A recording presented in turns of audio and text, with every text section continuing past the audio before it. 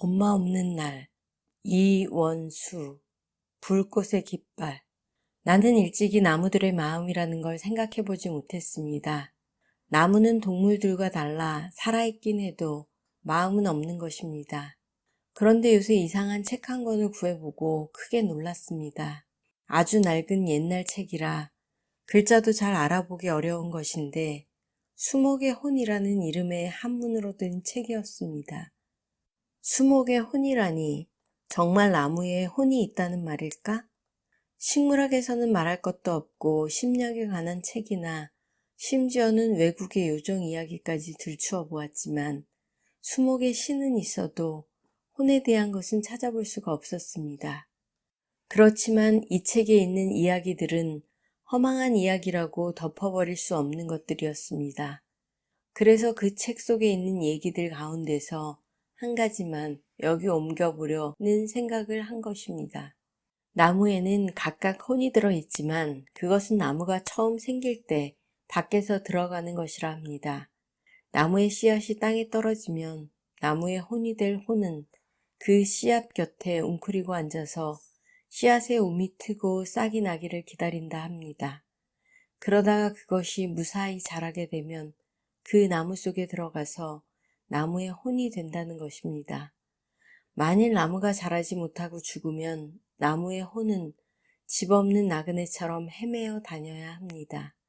그런 나무의 혼이 본디 어디서 온 것인지, 그 책에는 사람의 혼이 인간 세상을 떠나 나무의 세상으로 간 것이라 했지만 어떤 사람의 혼이 나무의 세계로 가게 된 것인지 그건 알 수 없습니다.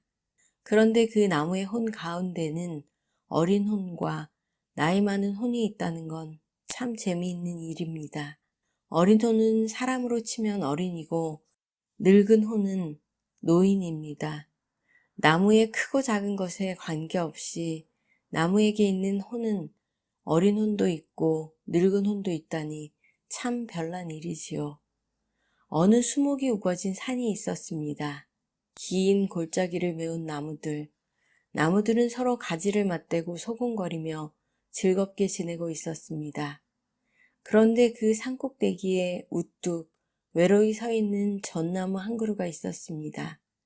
그 산꼭대기는 온통 바위로 되어 있어서 나무라고는 없었고 바위 틈새에 풀이 조금 나 있을 뿐인데 용케도 그 전나무는 바위 틈에 뿌리를 받고 자라서 훤칠한 키와 멋진 가지를 자랑하고 있었습니다. 사방을 내려다볼 수 있는 높은 지리와 단단한 바위산에 서 있는 것도 자랑할 만했을 것입니다. 그렇지만 사실은 너무도 외로운 나무였습니다. 꼭대기는 바람이 새어 사시로 온몸에 거센 바람을 받아야 했습니다.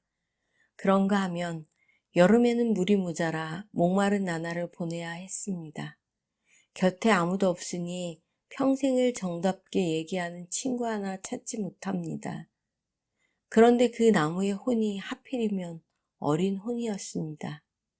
어린 혼 중에도 소녀의 혼이었습니다.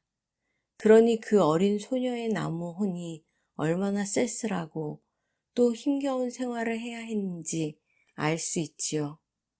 어느 초여름, 온 산의 나무들이 새 옷을 갈아입고 즐거운 잔치를 벌인 것처럼 우쭐우쭐 춤추는 5월이었습니다.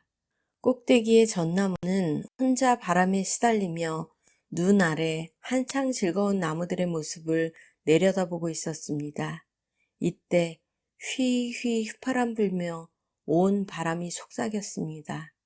전나무야, 가엾구나.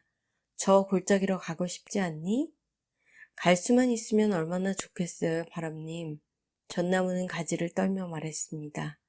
좋은 수가 있다. 저 아래 전나무 혼과 바꾸자고 해볼 생각 없니?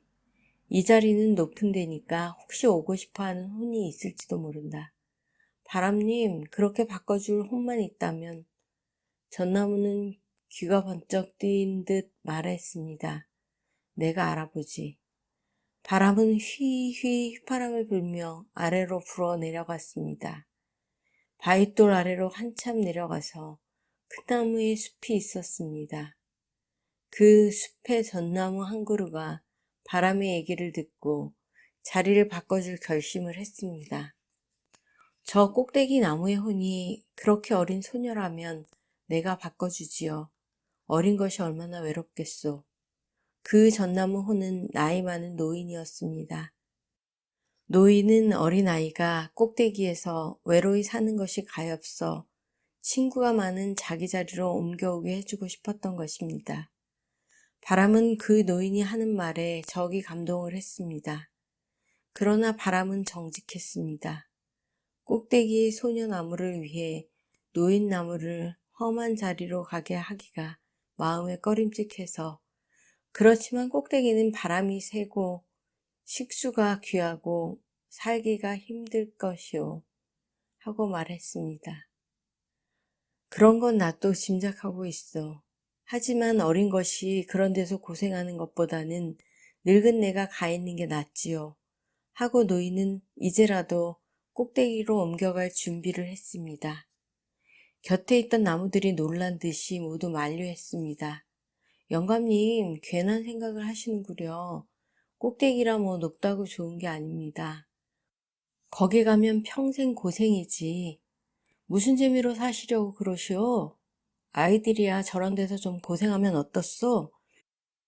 노인네가 괜히 힘에 겨운 일을 떠맡으시려 드시니 참 딱합니다. 옆에 나무들의 얘기를 듣고 노인 나무는 고개를 저었습니다. 내가 높은 데를 좋아해서 그러는 것도 아니고 고생이 될 걸 몰라서 그러는 것도 아니오. 그저 이만큼 살아왔으니 웬만한 일은 견디어낼만 해서 그러오. 노인의 말에 바람이 한마디 속삭였습니다. 할아버지, 저 꼭대기엔 위험한 일이 또 하나 있어요. 위험한 일이라니 날씨가 험해지면 뇌신이 내려오기를 잘하지요. 요행이 잘 지나치면 모르지만 까딱 잘못하면 벼락을 맞게 된단 말씀이에요. 벼락? 노인은 고개를 푹 숙이고 말을 잇지 못했습니다. 벼락 맞으면 어떻게 되나? 벼락을 맞은 나무는 허리가 부러지기도 하고 불타기도 합니다. 그렇게 되면 모든 것이 끝장이 나고 맙니다. 나무가 타 죽거나 허리가 부러져 죽거나 하면 나무의 혼도 죽습니다. 다행히 죽지 않는다 하더라도 죽은 나무에서는 집 없이 헤매어 다니는 혼이나 다름없는 신세가 되고 맙니다. 번갯불에 되어서 병신이 될지도 모릅니다. 팔을 꺾여서 왼팔이 될지도 모릅니다. 그런 위험한 일이 있을 곳으로 간다는 것은 어리석은 짓입니다. 노인은 한참 생각하다가 바람에게 물었습니다. 요새 일기가 불순할 것 같소? 서쪽에 바람이 세고 번개가 심할 것 같은데 그럼 저 꼭대기도 위험하겠구려. 그야 위험하지요. 그럼 오늘로 이사를 하겠소. 꼭대기 나무와 바꾸겠단 말인가요? 그렇소. 바람은 노인을 이윽히 바라보았습니다. 노인은 바람에게 말했습니다. 번개가 치고 바람이 세어지면 산꼭대기에 어린 것이 변을 당하게 될지도 모르지 않소. 어린 것이 여태 그런 곳에 있은 것도 안 될 일이었소. 바람님은 곧 좀 기별을 해주시오. 지금 바로 자리를 바꾸자고 그 어린 혼에게 일러주시오. 그날로 꼭대기의 소녀와 사너리의 노인은 자리를 바꿨습니다. 꼭대기의 소녀가 친구가 많은 곳으로 오게 되어 기뻐한 것은 말할 것도 없었습니다. 외롭던 긴 세월에 비해 새로운 곳은 정말 사는 것 같은 곳이었습니다.